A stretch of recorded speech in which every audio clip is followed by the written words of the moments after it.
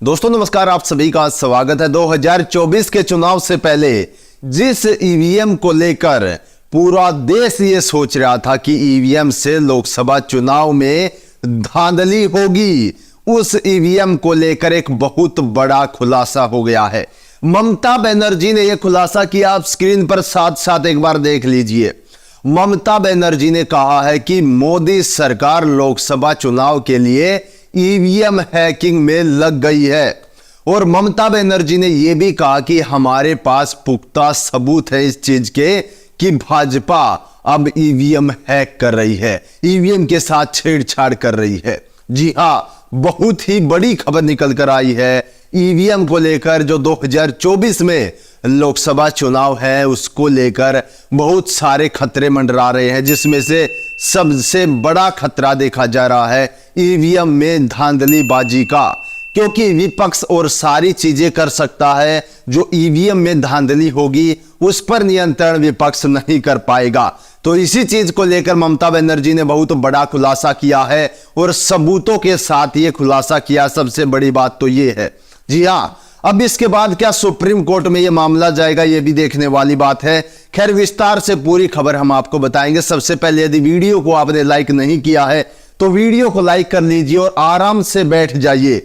पूरी वीडियो देखिएगा दोस्तों अंत तक, किस प्रकार से ममता बनर्जी ने क्या क्या कहा है कि भाजपा सरकार किस तरीके से ईवीएम के साथ छेड़छाड़ करेगी, क्या उनको सबूत मिले हैं, पूरे डिटेल हम आपको बताएंगे। जो भी कहा गया है, जो भी आरोप लगाए गए हैं सभी। तो सबसे पहले शुरुआत करते हैं, आप यहां पर देख सकते हैं दोस्तों, जिस ईवीएम को लेकर ममता बनर्जी ने सवाल उठाए हैं उस ईवीएम को लेकर पहले भी बहुत सारे विपक्षी नेता भारतवासी सवाल उठाते रहे हैं और ममता बनर्जी ने सबूत भी दिखाए हैं। दोस्तों स्क्रीन पर आप देख सकते हैं, पश्चिम बंगाल की मुख्यमंत्री ममता बनर्जी ने गुरुवार को आरोप लगाया है कि भारतीय जनता पार्टी 2024 के लोकसभा चुनाव में इलेक्ट्रॉनिक वोटिंग मशीनों को हैक करने की योजना बना रही है।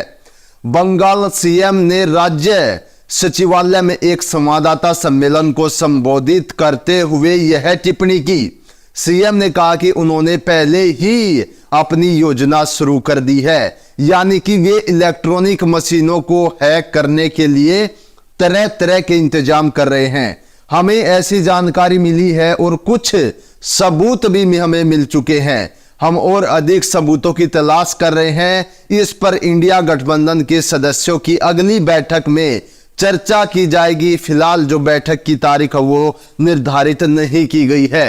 जी हां, ममता बनर्जी के ये बयान है कि ईवीएम हैकिंग को लेकर भाजपा सरकार तरह तरह के अपने हथकंडों में लग गई है, क्योंकि अब की बार उनको किसी भी तरफ से जनता का साथ नहीं दिख रहा है। एक ये भी इसका बहुत बड़ा कारण है, क्योंकि सभी को खुलेआम दिख रहा है। रैलियों में देख लीजिए, कहीं पर यात्राओं में देख लीजिए, अब की बार मोदी मैजिक खत्म होता दिख रहा दोस्तों।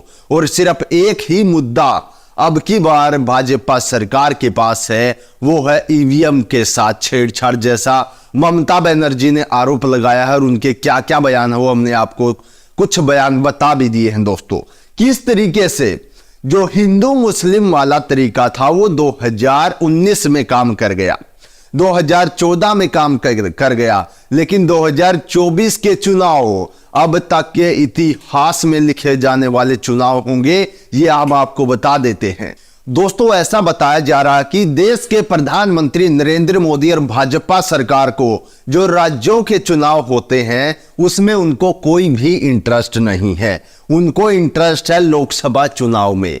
लोकसभा चुनाव की जब भी वोटिंग होती है या जब लोकसभा चुनाव होते हैं उस टाइम पर ईवीएमओ का खेल खेला जाता है, और वो ईवीएमओ का खेल खेला जाता है चुनाव परिणाम बदलने के लिए। बहुत बार ऐसे आरोप लगाए गए हैं भाजपा सरकार पर। सुप्रीम कोर्ट में भी बहुत बार याचिका दायर की गई है। एक याचिका तो अब नवंबर में उसकी सुनवाई है। ठीक है, जो विधानसभा चुनाव होंगे 5 राज्यों में, उन राज्यों जो विधानसभा चुनाव है उनसे चंद दिन पहले ही ईवीएम को लेकर नवंबर में सुनवाई है। जी हां, 7 नवंबर से चुनाव भी शुरू है वहां पर।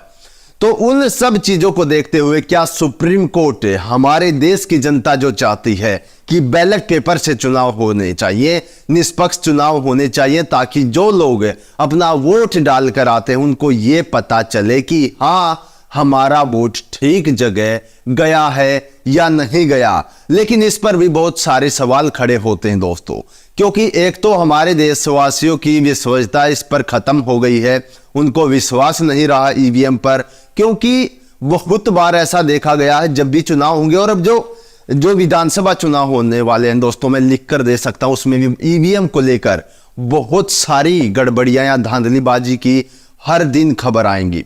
ऐसी ही खबर कर्नाटक चुनाव में भी अनगिनत खबरें आई थी कि ईवीएम के साथ छेड़छाड़ हो रही है, ईवीएम के साथ धांधलीबाजी हो गई। बहुत सारी खबर चुनाव के टाइम पर निकलती हैं, और दोस्तों हम मान चलते हैं कि उनमें से कुछ खबरें झूठी हैं, लेकिन आधी खबरें तो सच्ची हैं दोस्तों।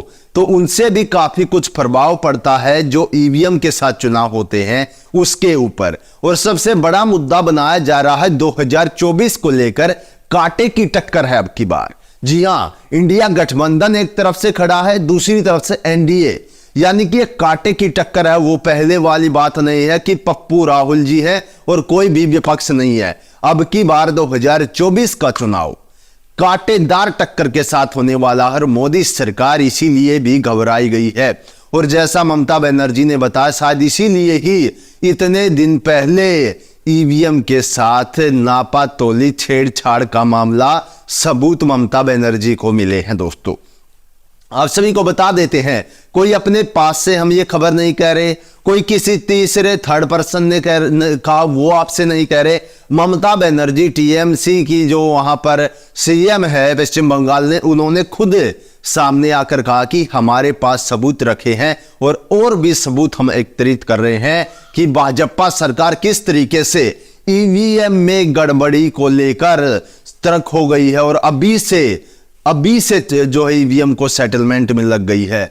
क्योंकि आपको मैं बता देता हूं और बताया भी जाता होगा, क्योंकि ईवीएम से रिलेटेड जब भी मामला आता है वो बात मैं हमेशा बताता हूं दोस्तों, और बतानी भी होगी, क्योंकि हर बार हमारे कुछ नए व्यूअर्स भी हमारे साथ जुड़ते हैं कि ईवीएम की 19 लाख जो ईवीएम गायब की गई है उनका ब्यौरा चुनाव आयोग ने या सुप्रीम कोर्ट ने अब तक क्यों नहीं लिया केंद्र सरकार से। भाजपा के राज में वो ईवीएम गायब हुई है, कहां पर वो ईवीएम रखी हुई है कोई नहीं जानता, किस तरीके से इस्तेमाल किया जाएगा कोई नहीं जानता। जी हां, और ऊपर से कहा जाता कि ईवीएम प्रणाली सुरक्षित प्रणाली है। हमारे देश से 19 लाख ईवीएम गायब है, तो किस तरीके से ईवीएम से हम सोच सकते हैं कि पारदर्शिता से चुनाव होते होंगे। दोस्तों, ममता बनर्जी ने अपना मुद्दा रख दिया और यह भी कह दिया कि हमारे पास सबूत भी हैं। अब इसके ऊपर क्या प्रतिक्रिया आती है दूसरी तरफ से, आने की उम्मीद तो नहीं है, क्योंकि ज्यादातर चुप्पी ही साधते हैं वो लोग कि कोई कितना भी कहे, उन पर आरोप लगे, प्रत्यारोप लगे, लेकिन वो चुप्पी नहीं तोड़ते। खासकर देश के आका जो इस देश के प्रधानमंत्री हैं, उनके पास टाइम नहीं है आज तक प्रेस कॉन्फ्रेंस करने का, देशवासियों से उनका हाल जानने का कि क्या चल रहा क्या नहीं चल रहा। तो दोस्तों, ईवीएम को लेकर एक बड़ी खबर निकल कर आ रही थी, आप इसके बारे में क्या सोचते हैं? क्या 2024 के जो चुनाव होंगे उसमें एक बड़ी धांधली होगी, या आप ये चाहते हैं अगर कि बैलेट पेपर से चुनाव हो तो वीडियो को तुरंत लाइक कर दीजिए, वीडियो को ज्यादा से ज्यादा शेयर भी करिए, क्योंकि हम इसके पक्ष में है कि बैलेट पेपर से चुनाव होने चाहिए, ना कि ईवीएम से। आपकी इसके बारे में राय कमेंट बॉक्स में अभी बता सकते हैं, और हम आपके साथ जुड़ते रहेंगे अपने चैनल अब बोलेगा भारत के माध्यम से। चैनल को सब्सक्राइब करिए, अपनी फैमिली को बढ़ाइए। आज की वीडियो में इतना ही, सभी को जय हिंद जय भारत।